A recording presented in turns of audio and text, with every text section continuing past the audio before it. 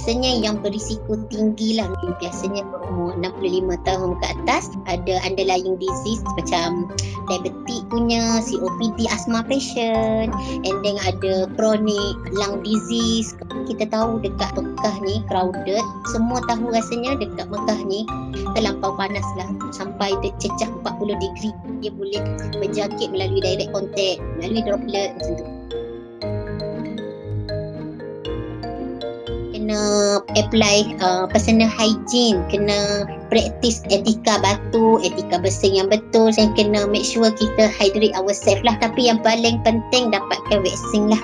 Vaksin memang kita boleh prevent jemaah tu dapat penyakit tu sendiri, and then prevent penyakit tu dari jadi serius lah. Vaksin tu dapat lindung kita lah, sama yang macam kita galakkan orang untuk dapatkan vaksin COVID sekarang, sama untuk jemaah kita galakkan untuk dapatkan vaksin pneumococcal, meningococcal semua tu.